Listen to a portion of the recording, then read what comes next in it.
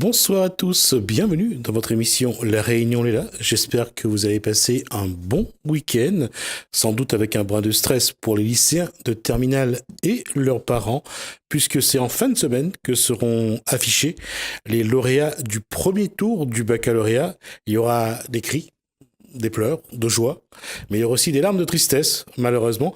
Quel que soit ce qui vous attend, il y a une certitude, demain et le monde vous appartient. En tout cas, je disais que ça appartient aux audacieuses, aux audacieux, et que ce soit dans le cockpit d'un avion ou au volant d'un bus, le monde, c'est ce que vous allez en faire et à la vitesse que vous voulez.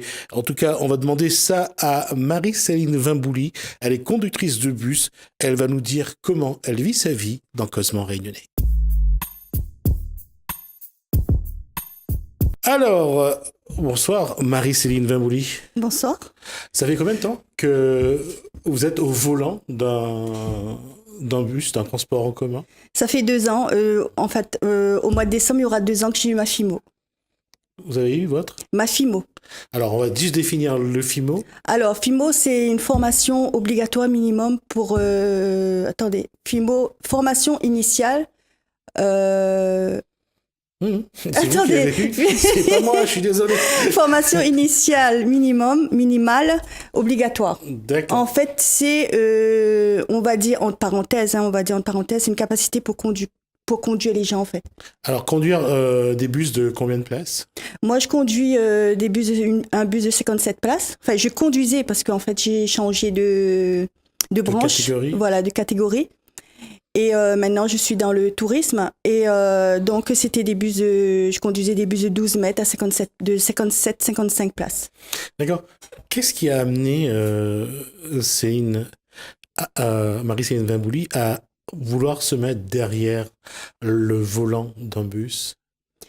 En fait, si j'ai passé mon permis bus, c'est pour atterrir, on va dire, dans le tourisme. Parce que j'adore mon île. Et comme j'ai des parents qui aimaient sortir, depuis que tant petit, on sortait, notre papa était notre guide en fait. Et il nous a fait découvrir la Réunion. Donc j'étais dans la réception parce que j'ai toujours aimé le côté touriste. J'étais réceptionniste en hôtellerie. Finalement, ça me plaisait pas. J'ai atterri dans une agence de voyage. Rester derrière un bureau, ça me plaisait pas. Je dis, étant donné que c'est le tronc que j'aime, le tourisme, il faut bien que je trouve quelque chose en fait. Et ben, finalement, je me suis lancée dans le permis bus. Voilà. Et quel cursus d'abord pour rentrer en agence ou être en accueil touriste? Quel a été le cursus scolaire ou universitaire? En fait, moi, ce que j'ai fait, c'est que j'ai passé mon bac. C'est un bac commercial parce que j'aime bien tout ce qui dit dialoguer. Je suis très dans le côté communication. Et après, j'ai été à l'université. J'ai fait 1 an, mais ça m'a pas plu en fait. Donc toujours le côté touriste qui atterrit. Donc je me suis dit, je vais aller en métropole.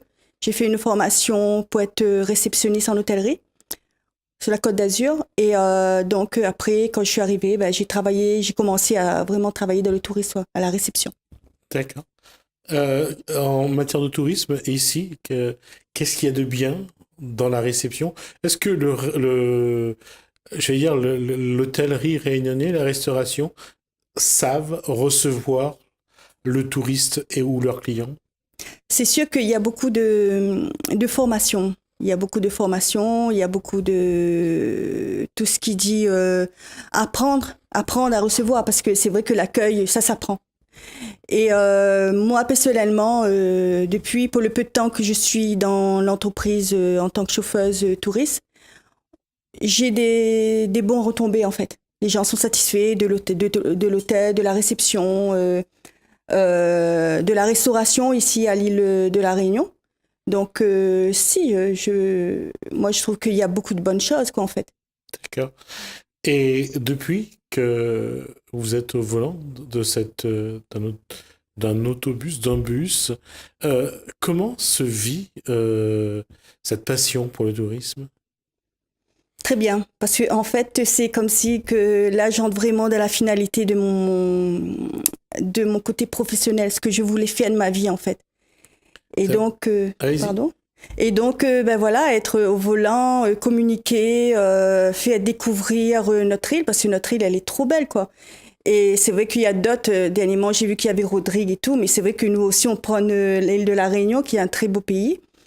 Et d'autant plus qu'on est on est quand même des professionnels au niveau du transport. Hein. Je travaille dans une entreprise. Bon, ben, c'est Moutoussamy Émile Moutoussamy, ça se trouve sur la Mare. Donc, on a la charte qualité touriste. Et c'est une bonne référence pour les touristes, quoi, en fait. J'allais dire, quand on parle de conduire, quand on conduit, on fait seulement la conduite ou on explique aussi, est-ce qu'il y a le micro qui permet de guider un petit peu, de dire aux touristes où est-ce qu'ils sont, de raconter un peu l'histoire des sites ou pas? Si, en fait, on a chez nous une petite équipe de chauffeurs guides touristes, qui sont des professionnels aussi au niveau du guidage. Donc, ils ont le micro, ils présentent la réunion, ils sont en circuit fermé, des fois aussi avec les clients, avec les touristes. Et c'est une petite cellule chez nous on a des personnes, des professionnels de guidage qu'on fait. D'accord. Ça implique au moins une langue étrangère ou pas? Comment? Ça implique de connaître au moins une langue étrangère ou pas? Oui, c'est clair que ça reste quand même une barrière pour nous. Parce que on aimerait avoir plus de... C'est vrai que moi, de la communication, j'aime bien parler, j'aime bien discuter, j'aime bien informer, tout ça. Et c'est vrai que quand on a des touristes, on a un minimum d'anglais, quoi, en fait. Et là, il faut toujours aller de l'avant. Ça devient un stress de ne pas pouvoir parler, discuter. J'ai vu une fois du côté du volcan des bus avec des touristes chinois. Mm-hmm. Et à ce moment-là, je pense qu'il vaut mieux connaître au moins quelques notions du mandarin, par exemple. C'est clair, il faut toujours connaître des petits mots, pour dire bonjour, merci. Voilà, plaît, c'est ça. Avec le sourire, bien sûr, parce que les touristes, quand ils arrivent, il faut qu'ils soient, on va dire, bien occupés, bien cadrés, tout ça. Donc, c'est vrai quelques notions en langue étrangère, que ce soit le chinois, que ce soit le tamoul, on va utiliser plutôt l'anglais. Mais c'est vrai que la langue la plus forte qui reste, c'est quand même l'anglais qu'on fait. D'accord. Ça veut dire que quelque part, Marie-Céline se met aussi un peu à l'apprentissage de l'anglais. Oui, voilà, courant. C'est vrai que l'oreille, j'arrive pas encore, mais sinon ça va se faire. Je pense parce que généralement, quand je veux quelque chose, j'arrive toujours par la voix. Et mon métier de guide, ça reste de là, quoi, en fait. D'accord. Quelles sont quelles sont les différentes nationalités de touristes que vous avez déjà eu à véhiculer? J'ai eu des Anglais avec une guide mauricienne et j'ai discuté avec mon minimum d'anglais que j'ai. Ils m'ont trouvé très sympa. On a été visiter Sillaos et c'est vrai que après j'ai eu des Indiens pas plus tard qu'hier. J'ai fait le transfert. J'ai eu des Indiens, Anglais, après beaucoup de métropolitains bien sûr, hein, aussi un couple allemand. D'accord. Voilà, c'était juste pour faire un transfert en fait. D'accord. Tout le monde sait dire merci en allemand. J'ai parlé anglais. Ah d'accord. Voilà, j'ai parlé anglais. Oui, c'est plus simple, je pense. Et aujourd'hui, quand on est derrière ce volant, on apprécie autant que les touristes ou on doit vraiment être concentré sur la conduite et on pense d'abord à la sécurité des gens et des biens?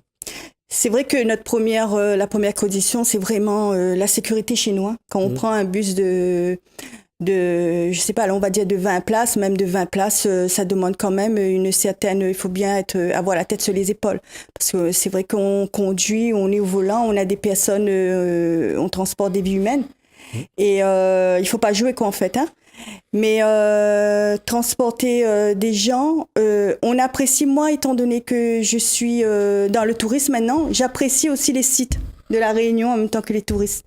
Donc pour moi, ça devient toujours un waouh. Ça veut dire qu'il y a des endroits que vous ne connaissiez pas avant, mais qu'en étant chauffeur de bus, vous avez pu découvrir? Oui, mieux découvrir le petit village d'Elbourg. C'est vrai qu'on y allait, ça fait longtemps avec les parents, hein. Avec mon papa, ma maman, on partait souvent, on était souvent en sortie. Mais le fait que d'emmener les gens à Elbourg, pour moi, ça reste l'endroit que j'aime le plus, quoi. Le petit village d'Elbourg à La Réunion. Alors, quand on parle du petit village d'Elbourg, qui a été 3e ou 4e, je ne sais plus, au concours des villages préférés des Français, je ne sais plus, j'ai oublié le classement. Qu'est-ce qui est impressionnant, je dirais, c'est de traverser ce petit village-là avant de monter vers les truites. C'est ça? Oui, en fait, c'est ce côté Réunion qu'on avait avant, Réunion longtemps, comme on dit, hein. Les petites maisons créoles. Les senteurs aussi, il y a beaucoup de senteurs, les plantes, la fraîcheur. Les gens sont très polis. Enfin, je dis pas que les autres endroits c'est mal poli, hein, mais je veux dire, j'aime bien ce côté Réunion longtemps. Il y a encore ce côté de relations humaines où il y a toujours un bonjour, il y a toujours un geste. Voilà. Et quand on va sur Elbourg comme ça, je veux dire, est-ce qu'on va sur le village où il y a les sentiers, il y a les truites aussi, par exemple? Oui, voilà. Ouais. Il y a les truites et il y a la forêt. Ils partent en randonnée, voilà. Ouais. Et puis il y a aussi juste un clin d'œil à la famille Folio, parce qu'il y a la case Folio, je crois que les gens y vont toujours.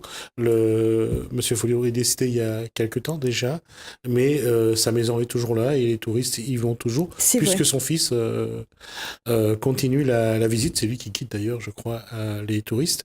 C'est quelque chose que, même pour quelqu'un qui est né à La Réunion, qui a vécu à La Réunion, c'est toujours plaisant d'aller voir, de découvrir.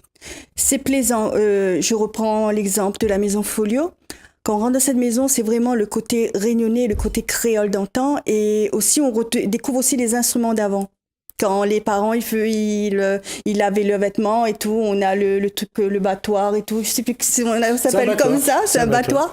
Et il y a le café, il y a tout ça, donc ça revient. Et aussi, il y a l'odeur de ce côté. Ah oui, c'est clair que lorsqu'on arrive à 4h, à 5h du matin dans des villages comme Elbourg, comme Grand-Îlet, le café qui coule à la grègue, l'odeur du café. Oui, c'est excellent. Vraiment quelque chose d'exceptionnel. Ouais. Effectivement. Et pourtant, il fait froid le matin et le café, on le voit fumer. Comment, dans cette passion que vit Marie-Céline Vimbouli, comment elle arrive à organiser sa vie de femme et sa vie de couple, je sais pas, ou de maman? De maman, effectivement. C'est vrai que j'ai 2 fils. Bon, le premier, on va dire qu'il est autonome parce qu'il a 23 ans. Et j'ai mon petit de 10 ans. C'est vrai qu'avant de choisir ce métier, j'ai discuté quand même avec mes enfants, avec ma famille, avec mes parents, parce qu'il faut bien que les parents restent bien de la famille réunionnaise, la famille Malbar réunionnaise, bien parents-enfants. Et il y a le petit là qui me pose souvent des questions. Maman, ben oui, je te vois plus, tout ça. Je dis, ben écoute, on a eu une discussion avant. On a discuté, tu sais, quand je vais travailler dans le tourisme, ça va pas être simple et tout. Ben il arrive à comprendre en fait. Parce que c'est vrai qu'il faut bien travailler, hein, parce que sinon ça, on n'arrive pas à avancer, quoi, je veux dire. À quel moment il y a un moment pour Marie-Céline Vimbouli d'être une femme dans la vie, de prendre un moment pour aller faire du shopping, de prendre un moment pour aller faire un peu de sport, du bien-être? C'est difficile à agencer tout ça? Oui, pour le moment, j'ai pas encore trouvé de temps, on va dire. Même s'il y a dans notre société, dans notre entreprise, on a quand même des moments qu'on travaille pas, mais non, j'ai pas encore trouvé. J'ai pas encore eu le rythme, en fait, je veux dire. Comment vous commencez à quelle heure le matin? Vous finissez à quelle heure le soir? Avant, quand j'étais dans le scolaire, je me réveillais toujours à 4h du matin, parce que c'est quand même des cycles scolaires qu'on commence à... Il y en a, j'ai des collègues qui commencent à 5h, 6h, voilà. Et le tourisme, c'est un peu souple pour le moment, on va dire, parce que on n'est pas vraiment rentré dans le côté... On commence plutôt tard le matin, vers 9h, je suppose. Voilà, c'est ça. Mais on finit un petit peu plus tard. C'est vrai. Par contre, là, c'est ça le BINS, en fait. On finit à 19h30, 20h, c'est vrai. Ouais. Mais voire même plus, des fois, ouais. D'accord. Et comment... est-ce que c'est la vie que Marie-Céline Vimbouli a rêvé quand elle était adolescente? Elle disait qu'un jour, voilà ce que j'ai envie de faire? Oui, effectivement, ouais. Parce que j'ai travaillé comme 17 ans dans une boîte qui avait rien à voir, avec le tourisme. Et là, je suis contente, en fait. Je suis fière. Franchement, je suis fière de moi. Est-ce qu'il y a une autre étape à cette passion? Oui, être chauffeur guide touristique bilingue.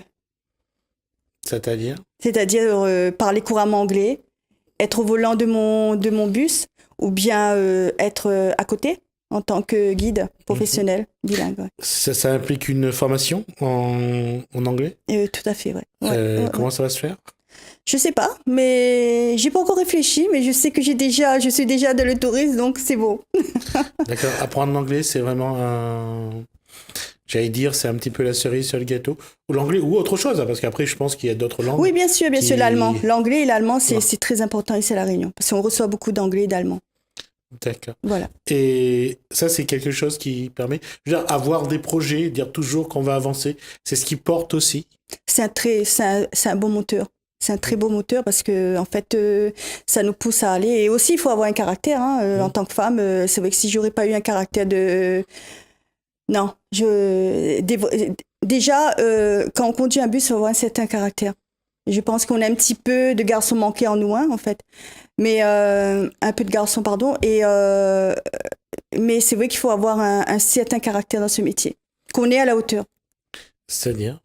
Qu'on est à la hauteur, qu'on va y arriver. C'est vrai que ici, on a des routes sinueuses, on a différents types de routes, en fait.